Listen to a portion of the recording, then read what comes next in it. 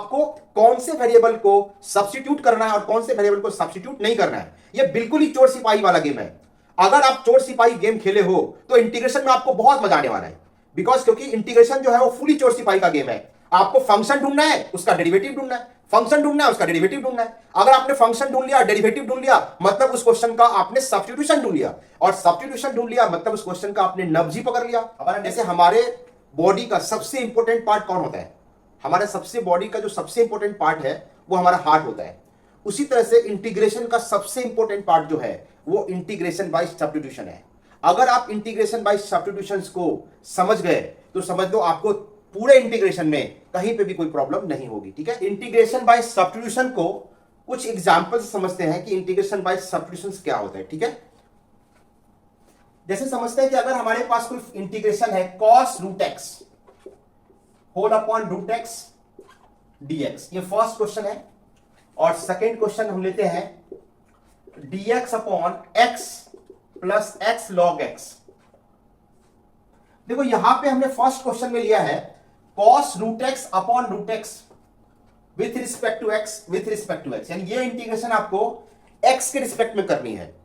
तो अभी तक हमने ऐसा कोई भी फॉर्मूला नहीं पढ़ा जिसमें cos root x upon root x को डायरेक्टली इंटीग्रेट कर दिए हो।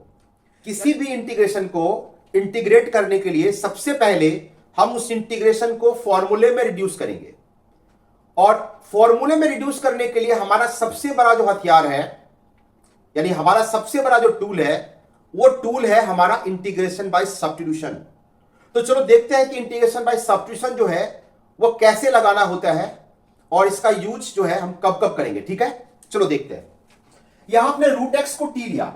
जब रूट एक्स को अगर आप टी लेते हो तो इस dx को भी आपको चेंज करना होगा, यानी आपको क्या करना है, इस वेरिएबल को, डिफरेंशियल एलिमेंट को आपको यहां पे dt में चेंज करना होगा, यानी dx को dt में भी चेंज करना होगा। इसके लिए आपको इसको डिफरेंशिएट करना होगा। तो हम यहां पे डिफरेंशिएट करते हैं, differentiate with respect to x। अब देखो यहां पे अगर हमने डिफरेंशिएट किया तो रूट एक्स का डेरिवेटिव क्या होता है, 1/2 रूट एक्स, और यहां पे हो जाएगा dt अपॉन dx। अब अगर आप इसको क्रॉस मल्टीप्लाई करते हो तो ये 1 अपॉन हो जाएगा 2 root x dx equal to क्या हो जाएगा dt। तो फाइनली आप इसको देखो तो मैं लिख रहा हूं dx upon root x equal to 2 dt। अब देखो इस इंटीग्रेशन को अगर मैं इस तरीके से लिखूं कि cos root x into dx upon root x, तो देखो अगर dx अपॉन रूट एक्स को हम क्या लिख लेंगे, 2 dt में लिखेंगे, और यहां पे cos रूट एक्स है तो ये हमारा क्या हो जाएगा, cos t dt हो जाएगा। तो यहां से मैं इस इंटीग्रेशन को लिखूंगा cos t dt। अब देखो 2 कांस्टेंट है तो 2 क्या हो गया बाहर, तो यहां पे cos t dt आ गया और ये 2 है बाहर। तो अब cos t का इंटीग्रेशन t के रिस्पेक्ट में क्या होता है, sin t। तो हमारा फाइनल आंसर हो जाएगा 2 sin t प्लस c, ये हमारा फाइनल आंसर हो गया। ठीक है, तो हमें यहां पे क्या करना होगा कि हम जिस वेरिएबल को सब्स्टिट्यूट करते हैं, यानी हम इस वेरिएबल रूट एक्स को t में सब्स्टिट्यूट किया, तो हमें यहां पे dx जो वेरिएबल है, वेरिएबल ऑफ इंटीग्रेशन, उसको हमें क्या करना पड़ेगा, चेंज करना होगा, और हमें इंटीग्रेशन को t के रिस्पेक्ट में इंटीग्रेट करना होगा। तो उसके लिए हमें यहां पे क्या है, डिफरेंशियल एलिमेंट जो dx है उसको हमें dt में कन्वर्ट करना होगा। ठीक है, और इस dt में कन्वर्ट करने के लिए हमें जो एक्सप्रेशन है root x equal to t, इसको डिफरेंशिएट करना होगा, और फिर जाके हमें dx को dt में कन्वर्ट करना होगा, जो कि हमने यहां पे किया है। तो हमें यहां पे देखो रूट एक्स को डिफरेंशिएट किया है, तो रूट एक्स का derivative 1/2 root x equal to हो जाता है dt अपॉन dx। अब देखो ये dx को हम लेफ्ट हैंड साइड में लिख रहे हैं, क्योंकि बार बार जब भी हम यहां पे डिफरेंशिएट करेंगे तो dx को लेफ्ट साइड में लिखेंगे, क्योंकि हमें यहां पे dx को क्या करना होता है, एलिमिनेट करना होता है, और dx को चेंज करना होता है dt में। ठीक है, तो आप देखो यहां पे हमने क्या किया, dx अपॉन रूट एक्स को 2 dt बना लिया, और इस इंटीग्रेशन को अगर हम इस तरीके से लिखते हैं तो इसके जगह पे जो आएगा वो 2 dt आएगा, और 2 जो है वो कांस्टेंट है, तो हमने 2 क्या किया, बाहर कर दिया, और यहां पे cos रूट एक्स आ गया cos t में, तो cos t का इंटीग्रेशन होता है sin t। तो फाइनल आंसर जो होगा हमारा वो 2 sin t प्लस c होता है। ठीक है, तो चलो नेक्स्ट क्वेश्चन देखते हैं। अब देखो यहां पे नेक्स्ट क्वेश्चन जो है हमारे पास x plus x log x dx है। तो सबसे बड़ा क्वेश्चन ये आता है कि सर आपने यहां पे रूट एक्स को t लिया, तो हम कैसे समझेंगे कि रूट एक्स को t लेना है या cos रूट एक्स को t लेना है। तो भाई मेरे ये चोर सिपाही का खेल है। आप जितना चोर सिपाही का खेल खेलोगे उतना आपको इसका कंसेप्ट क्लियर हो जाएगा। इसमें यह पता करो कि इसमें कौन सा फंक्शन है और कौन उसका डेरिवेटिव है। अगर आपको यह समझ में आ गया कि फंक्शन क्या है और डेरिवेटिव क्या है, और उन दोनों को अगर आपने मैच करा दिया, तो आपको समझ लो कि इंटीग्रेशन का सब्स्टिट्यूशन मिल गया। यानी आपको फंक्शन ढूंढना है और डिफरेंशिएशन ढूंढना है। जैसे इस क्वेश्चन की बात करते हैं, यहां पे देखो x plus x log x है, तो मेरे दिमाग में यह आता है कि यहां पे x है और log x है। तो आप मुझे बताओ x का डेरिवेटिव क्या होता है? x का डेरिवेटिव 1 होता है, और log x का डेरिवेटिव क्या होता है? 1 बाई एक्स होता है। तो मेरे माइंड में एक आइडिया आया कि 1 बाई एक्स जो होता है वो log x का डेरिवेटिव होता है। तो मैं यहां पे x को अगर कॉमन ले लूं, यानी यहां पे अगर मैं 1 अपॉन एक्स लिखूं और यहां पे 1 प्लस लॉग एक्स लिखूं, तो अब मैं देखता हूं कि 1 प्लस लॉग एक्स को अगर मैं t ले लूं, अब वो कुछ बच्चे बोलेंगे सर log x को क्यों नहीं t लिया? तो देखो, अगर मैं 1 प्लस log x को t लूं या log x को t लूं, कोई फर्क नहीं पड़ता, क्योंकि कांस्टेंट का डेरिवेटिव 0 होता है। तो जब भी हमें यहां पे कुछ अपॉर्चुनिटी मिले कि फंक्शन के साथ अगर कांस्टेंट भी हो, तो 90% क्वेश्चन में हम लोग पूरे एक्सप्रेशन को ही t ले लेते हैं। यानी यहां पे 1 प्लस log x है, तो मैं यहां पे 1 प्लस log x को ही t ले लूंगा, यानी 1 प्लस log x को ही t ले लूंगा। अब यहां पे मैं डिफरेंशिएट करूंगा तो क्या बनेगा? यानी 1 अपॉन एक्स dx क्या बन जाएगा? dt। अब देखो यहां पे dx को मैंने इसी साइड लिख दिया, क्योंकि ये dt अपॉन dx था, तो मैं ऑलरेडी यहां पे dx लिख दिया। अब जो ये इंटीग्रेशन है ये रिड्यूस हो जाएगा हमारा, dx के जगह पे देखो dx अपॉन x, यानी ये हमारा है यहां पे dx, तो dx अपॉन x क्या बन जाएगा? dt। तो ये इंटीग्रेशन हो जाएगा dt अपॉन t। अब बताओ dt अपॉन t का इंटीग्रेशन क्या होता है? हमने सिखाया है आपको, 1 अपॉन x dx का इंटीग्रेशन होता है ln mod x plus c। तो भाई यहां पे वेरिएबल चेंज है, यहां पे x में है, यहां पे t में है, तो इसका आंसर होगा ln mod t plus c। अब देखो फाइनली आपका जो t था वो क्या था? फाइनली आपका t हमारा 1 प्लस log x है, तो फाइनल आंसर जो आपका होगा वो आपका हो जाएगा ln 1 plus log x plus c। ये आपका फाइनल आंसर हो गया। तो मैंने आपको यह बताया कि आपको कौन से वेरिएबल को सब्स्टिट्यूट करना है और कौन से वेरिएबल को सब्स्टिट्यूट नहीं करना है। यह बिल्कुल ही चोर सिपाही वाला गेम है। अगर आप चोर सिपाही गेम खेले हो तो इंटीग्रेशन में आपको बहुत मजा आने वाला है, क्योंकि इंटीग्रेशन जो है वो फुली चोर सिपाही का गेम है। आपको फंक्शन ढूंढना है, उसका डेरिवेटिव ढूंढना है, फंक्शन ढूंढना है, उसका डेरिवेटिव ढूंढना है। अगर आपने फंक्शन ढूंढ लिया, डेरिवेटिव ढूंढ लिया, मतलब उस क्वेश्चन का आपने सब्स्टिट्यूशन ढूंढ लिया, और सब्स्टिट्यूशन ढूंढ लिया मतलब उस क्वेश्चन का आपने नब्ज ही पकड़ लिया। हमारा नेक्स्ट क्वेश्चन है x plus 1 into x plus log x whole upon x dx। अब देखो इस क्वेश्चन के अंदर क्या क्या टर्म है, हमें यह समझना है कि इस क्वेश्चन के अंदर जो टर्म है वो x दिख रहा है, log x दिख रहा है और 1 बाई एक्स दिख रहा है। तो अब ये मुझे बताओ कि 1 बाई एक्स दिख रहा है, बिल्कुल यहां पे 1 बाई एक्स दिख रहा है, और इसी इंटीग्रेशन के अंदर log x भी दिख रहा है। तो आपके माइंड में ये स्ट्राइक हो जाना चाहिए, अच्छा मैं log x को t ले लूं तो ये 1 बाई एक्स तो बन जाएगा डेरिवेटिव, बिल्कुल सही है। लेकिन आपको थोड़ा और दिमाग लगाना पड़ेगा कि भाई अगर log x को t लेते तो 1 बाई एक्स ही होता डिफरेंशिएशन, लेकिन ये वाले टर्म क्यों है? तो आपको इसी तरह से चोर सिपाही का गेम खेलना है, और एक बार log x को t लेना है, एक बार x प्लस log x को t लेना है, और आपको खुद ऑब्जर्व करना पड़ेगा कि कौन से फंक्शन को सब्स्टिट्यूट करने से हमारा जो इंटीग्रेशन है वो इजीली क्या होता है? रिड्यूस हो जाता है किसी दूसरे वेरिएबल में। तो आप उस फंक्शन को सब्स्टिट्यूट कर दो। जैसे मुझे यहां पे दिख रहा है, अगर मैं log x को t लूं तो 1 बाई एक्स dx आता है, लेकिन ये जो एक्स्ट्रा टर्म है उसके लिए क्या करूंगा? तो मैं यहां पे एक बार सर्च करता हूं कि x प्लस log x को एक बार t ले लेता हूं। अब इसका डेरिवेटिव देखो क्या है? 1 हो गया। इसका डेरिवेटिव क्या होगा? 1 बाई एक्स हो गया। अब मैंने बोला यहां पे dx लिख देना है और ये dt हो गया। इसको एक बार इसको सॉल्व करेंगे तो यहां पे x प्लस 1 अपॉन x हो गया, dx is equal to dt।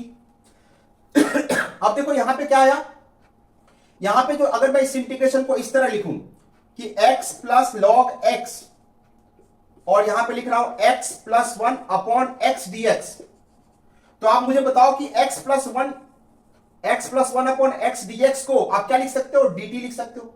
और यहां पे जो टर्म है x प्लस लॉग x, इसको आप क्या लिख सकते हो? t लिख सकते हो। तो ये इंटीग्रेशन हो गया t dt। आप देखो t dt में इंटीग्रेशन आ गया। अब ये t dt का इंटीग्रेशन का फॉर्मूला क्या होता है? यानी x to the power n का फॉर्मूला लगाना है, तो यहां पे हो जाएगा आपका answer t square by 2 plus c। तो ये हमारा फाइनल आंसर हो गया। अब देखो यहां पे t क्या था आपका? t था हमारा x प्लस लॉग x। तो यहां पे जो आप फाइनल आंसर लिखोगे वो x के टर्म में लिखना होगा, तो यहां पे लिखोगे x plus log x whole upon 2 plus c, यानी x प्लस लॉग एक्स का whole square upon 2 plus c आपका फाइनल आंसर हो गया। तो आपको हर एक स्टेप पे समझना पड़ेगा कि आप राइट हो या रॉन्ग हो, राइट हो या रॉन्ग हो, अपने आप से क्वेश्चन करना होगा, अपने आप से क्वेश्चन करना होगा। यानी चोर सिपाही का गेम जो होता है जस्ट लाइक उसी तरीके से आपको यहां पे गेम खेलना है, ठीक है। नेक्स्ट क्वेश्चन देखते हैं। यहां पे देखो एक्स स्क्वायर है, x raise to 4 plus 1 whole power 3/4 है और ये डिनोमिनेटर में है। तो हम यहां पे क्या करेंगे सर, अब यहां पे एक्स स्क्वायर दिख रहा है, एक्स रेस टू 4 प्लस 1 दिख रहा है और वो भी डिनोमिनेटर में दिख रहा है। तो मैं ऐसा करता हूं कि यहां पे अगर मैं किसी फंक्शन को टी लेने से पहले मैं सोचता हूं 2 बार, 2 मिनट सोचना हूं। अब सोचने से ये समझ में आता है कि अगर मैं यहां पे x टू दी पावर 4 को कॉमन निकालूं तो ये 1 अपॉन, अब देखो अगर आपके पास मान लो x4 अगर आपने यहां कॉमन निकाला तो ये 1 प्लस 1 अपॉन x का पावर 4 हो जाएगा। लेकिन इस पूरे फंक्शन का जो पावर है वो आपका क्या है, 3/4 है। तो आप मुझे बताओ x का पावर 4 का पावर 3/4 होगा, तो x का पावर 4 का पावर 3/4 होगा, तो ये क्या बन जाएगा, x क्यूब बन जाएगा। तो यहां से जब भी आप यहां से कॉमन निकालोगे तो यहां पे आएगा x का पावर 5, यानी x square into x cube आपका आता है x रेज टू 5 और यहां पे आ जाएगा आपको 1 upon 1 plus x raise to 4 और ये हो जाएगा 3/4। अब इसमें रिड्यूस करने के बाद आपको थोड़ा थोड़ा दिखेगा, अगर आपने डेरिवेटिव अच्छे से किया हुआ है यानी डिफरेंशिएशन का आपका कंसेप्ट क्लियर है, तभी जाके आप इंटीग्रेशन अच्छे से बना सकते हो, अदरवाइज थोड़ा मुश्किल जरूर होगा, ठीक है। तो यहां पे देख लो हमें क्या करना है, 1 plus 1 upon x raise to 4 को क्या लेना है, जेड लेना है, या टी ले लो, चलो यहां पे टी ले लिया। अब इसका डेरिवेटिव देखो क्या है, -4 upon x raise to 5 dx equal to dt। अब हमारे पास अवेलेबल क्या है, dx upon x raise to 5 है, यानी इस इंटीग्रेशन को अगर मैं ऐसे लिख दूं 1 upon 1 plus 1 upon x raise to 4 का पावर 3/4 और into dx upon x raise to 5। तो देखो dx upon x raise to 5 को आप लिख सकते हो यहां पे, यहां से आप लिख सकते हो dx upon x raise to 5 equal to dt whole upon -4। तो आप यहां से इंटीग्रेशन है आपका वो बन जाएगा dt और 1 अपॉन -4 को आप बाहर कर सकते हो और ये आपका t हो गया। अब बताओ वही फॉर्मूला यहां पे भी लग गया और dt बाई टी, तो भाई dt बाई टी कितना होता है, -1/4 और ये हमारा ln t का मॉड प्लस t हो जाता है। अब आपका t क्या था ओरिजिनली, t हमारा ये था, ये वाला चीज, तो आप इसके जगह पे t के जगह पे आप इसको रिड्यूस कर दो, यहां पे सॉरी t के जगह इसके सब्स्टिट्यूट कर दो, तो आपका क्या हो जाएगा, फाइनल आंसर आ जाएगा। नेक्स्ट क्वेश्चन है x cube -1 whole raise to 1/3 into x raise to 5 dx। अब देखो यहां पे मैं क्या करता हूं कि x क्यूब -1 को अगर मैं t लेता हूं तो इसको डिफरेंशिएट करने के बाद आता है 3x स्क्वायर -0 और ये हमारा dx हो जाएगा इक्वल टू dt। अब यहां पे देखो 3x स्क्वायर है, तो मैं यहां पे x square dx equal to लिख सकता हूं dt अपॉन 3। अब देखो इस इंटीग्रेशन को जरा मैं ऐसे सोचता हूं कि ये हमारा x क्यूब -1 का होल पावर 1/3 है और ये जो x रेज टू 5 दिख रहा है मैं इसको ऐसे लिख रहा हूं x cube into x square dx। अब देखो ये x स्क्वायर dx हमने क्या किया, स्प्लिट किया यहां से और इसके जगह पे हमने क्या लिख दिया, dt/3। अब यहां पे जो इंटीग्रेशन है वो हमारा, इसको हमने t ले लिया और ये जो टर्म है t का पावर 1/3 हो गया और यहां पे x क्यूब हो गया और ये हमारा एक्स स्क्वायर dx को हम लिख सकते हैं dt होल बाई 3, तो ये 1/3 को आप बाहर कर सकते हो। लेकिन यहां पे एक चीज आप देख लो कि यहां पे अभी भी एक्स क्यूब का टर्म है, यानी पूरी तरह से आपका ये चेंज t में नहीं हो रहा है।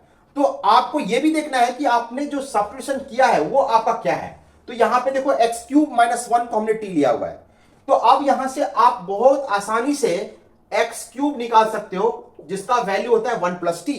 तो अब यहां से x क्यूब निकाल के और इस x क्यूब को आपको यहां पे डाल देना है।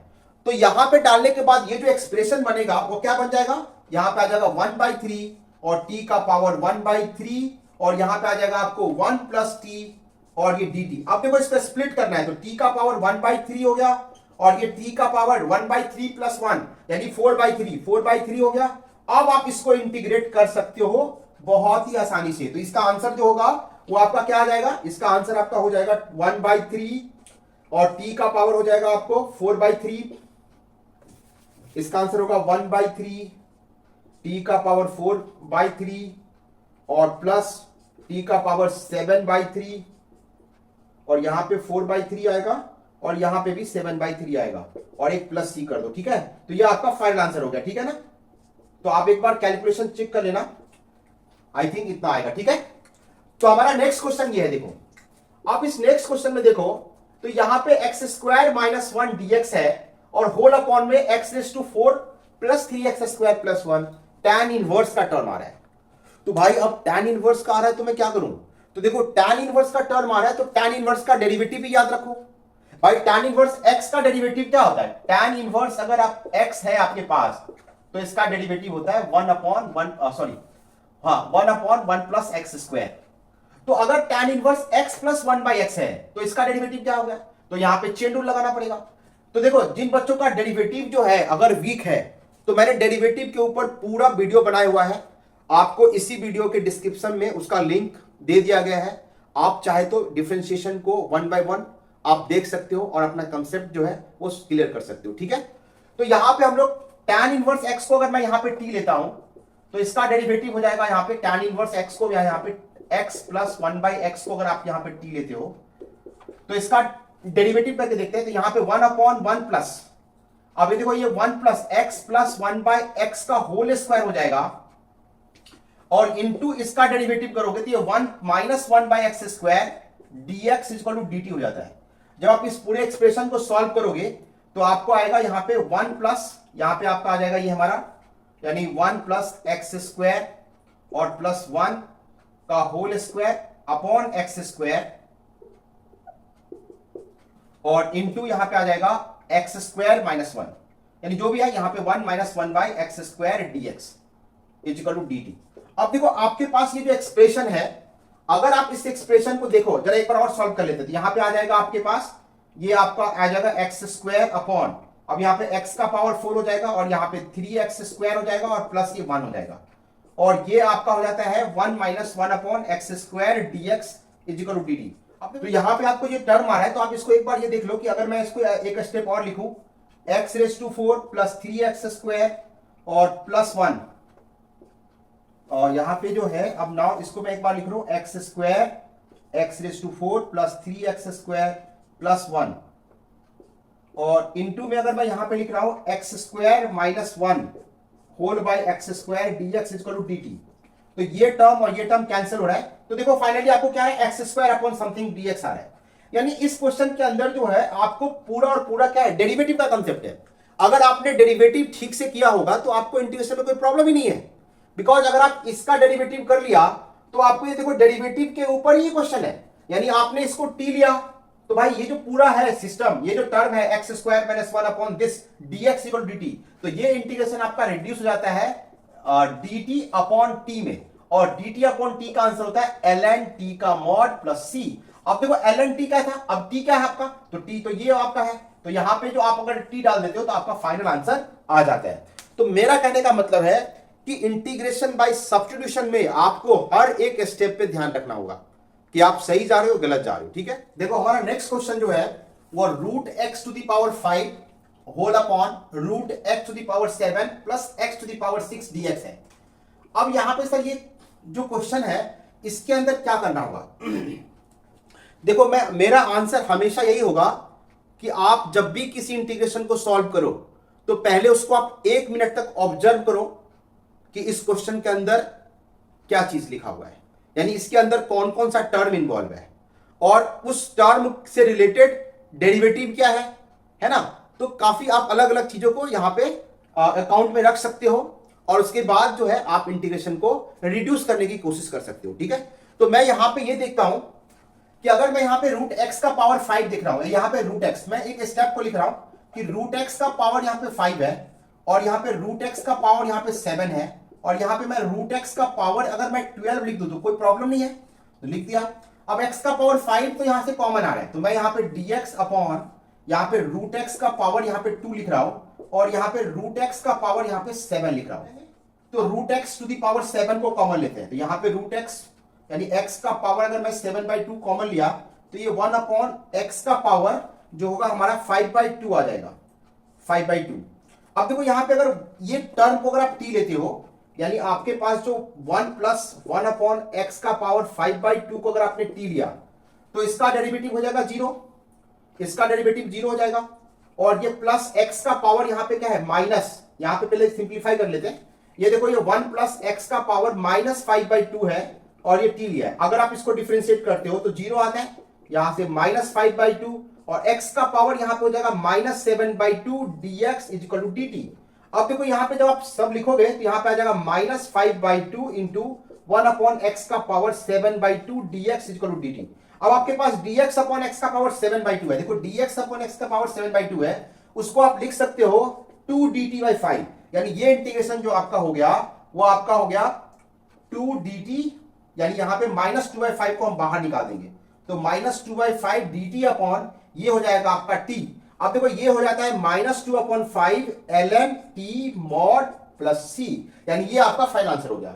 तो देखा आपने कि हम किसी इंटीग्रेशन को कैसे हैंडल कर रहे हैं, यानी यहां पे आपको यह भी देखना है कि जब अलजेब्रिक फंक्शन हो और जब मान लो फ्रैक्शंस पावर इन्वॉल्व हो तो आपको यह भी देखना है कि क्या उसको फैक्टराइज करके कैंसिल कर सकते हैं या क्या उसको हमें ऐसा कुछ कॉमन लेकर के बनाया जा सकता है। आपको इस बात पे ध्यान जरूर देना चाहिए, ठीक है। चलो नेक्स्ट क्वेश्चन देखते हैं, cos x upon sin 3x। अब देखो यहां पे sin 3x है तो sin 3x का फॉर्मूला हमने पढ़ा था, sin 3x का फॉर्मूला क्या होता है, तो 3 sin x minus 4 sin cube x होता है। अब देखो यहां पे अगर मैं ये फॉर्मूला लगाऊं तो इससे क्या बेनिफिट मिलेगा वो हमें देखना है। तो अगर मैं यहां पे फॉर्मूला लगाऊं तो देखते हैं यहां पे क्या मिला। देखो यहां पे cos x हो जाएगा और यहां पे हम लिख सकते हैं 3 sin x minus 4 sin cube x dx। अगर आप यहां पे sin x को t लेते हो, देखो sin x को t लेते हो तो ऊपर में cos x बैठा हुआ है, यानी sin और cos का है यहां पे, तो sin को अगर डिफरेंशिएट करोगे तो cos x लोगे। तो यहां पे हम क्या करेंगे, sin x को t ले लेंगे। अब यहां पे cos x जो है वो dx क्या बन जाएगा dt। तो अब यहां पे देखो यहां पे क्या बन गया cos x dx, ये हमारा dt हो जाएगा और ये हमारा हो जाएगा 3t minus 4t cube dt। अब देखो यहां पे जो टर्म है ये 3t minus 4t cube dt हो गया, यानी ये हमारा इंटीग्रेशन है। अगर मैं यहां से t क्यूब कॉमन ले लूं, यानी यहां पे अगर आप लिखो t क्यूब कॉमन ले लो तो t क्यूब कॉमन लेने के बाद क्या आ जाएगा, यहां पे आ जाएगा आपके पास 3/t² माइनस 4। अब 3/t² माइनस 4 होता है। अब इसको अगर आप डिफरेंशिएट करते हो, ये अगर मैं इसको थोड़ी देर के लिए z ले लूं, यानी 3 अपॉन, अगर मैं यहां पे ये बोलूं कि 3/t² माइनस 4 को अगर मैं z लेता हूं तो देखो ये कितना हो रहा है, -6/t³ dz, sorry dt equal to dz, यानी -6/t³ dt इक्वल टू क्या बन जाएगा dz। अब यहां पे अगेन सब्स्टिट्यूशन करना पड़ा और ये इंटीग्रेशन किसमें रिड्यूस हो जाएगा, dt/t³, यानी ये हमारा dt/t³ जो है वो हो जाएगा dz/-6 में। तो ये फाइनल आंसर -1/6 बाहर करेंगे तो ये हमारा हो जाएगा dz/z।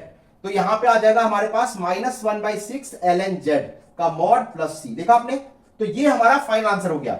अब देखो z को आपको क्या करना है, z को t में लिखना है और t को फिर x में लिखना है, तो आपका फाइनल आंसर आ जाएगा। तो आज हमने कुछ क्वेश्चन का प्रैक्टिस किया जिसमें इंटीग्रेशन बाय सब्स्टिट्यूशन का यूज था। तो मैं आपको यह बताना चाह रहा हूं कि आप किसी भी बुक से आप अपना प्रैक्टिस कर सकते हो, चाहे वो आर डी शर्मा हो, चाहे एनसीईआरटी हो, चाहे आप सिंगेज कर लो, किसी भी बुक से कर सकते हो। लेकिन आपको इस बात का ध्यान रखना है कि इंटीग्रेशन जैसे चैप्टर को अच्छे से करने के लिए आपको पहले डेरिवेटिव के ऊपर अच्छा पकड़ होना चाहिए, इंटीग्रेशंस के सारे फॉर्मूले याद होने चाहिए, ठीक है। चलो ठीक है, मिलते हैं फिर नेक्स्ट वीडियो में, ठीक है।